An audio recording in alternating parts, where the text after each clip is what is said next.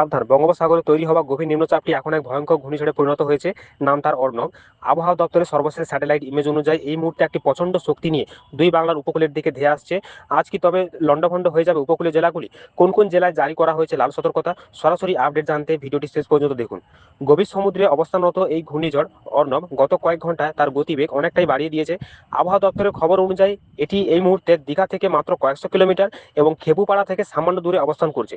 সমুদ্র উত্তাল থাকায় মৎস্যজীবীদের গভীর সমুদ্রে যেতে নিষেধ করা হয়েছে। ঝড়ের কেন্দ্রে বাতাসের গতিবেগ প্রতি ঘন্টায় ক্রমশ বাড়ছে, যা উপকূলে আছড়ে পড়ার সময় আরও ভয়াবহ রূপ নিতে পারে।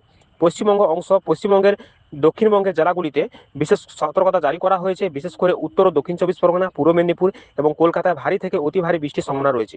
উপকূলীয় এলাকায় ঝড়ের হাওয়ার পাশাপাশি জলোচ্ছ্বাসের আশঙ্কাও উড়িয়ে দেওয়া যাচ্ছে না।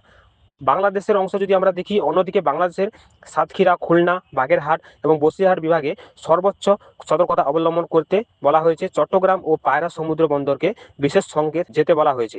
নিচু এলাকায় মানুষদের দ্রুত নিরাপদ আশ্রয়ে সরিয়ে যাওয়ার পরামর্শ দিয়েছে স্থানীয় প্রশাসন। সবচেয়ে বড় প্রশ্ন হলো ঘূর্ণিঝড় অর্ণব ঠিক কখন আছড়ে পড়বে।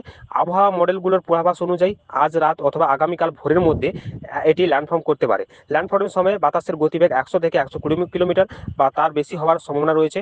বিপর্যয় মোকাবেলা বাহিনী ইতিমধ্যেই মোতায়েন করা হয়েছে। আমরা আপনাদের অনুরোধ করছি, গুজবে কান দেবেন না। বাড়ির বিদ্যুৎ সংযোগ পরীক্ষা করে রাখুন এবং প্রয়োজনীয় শুকনো খাবার ও জল মজুদ রাখুন।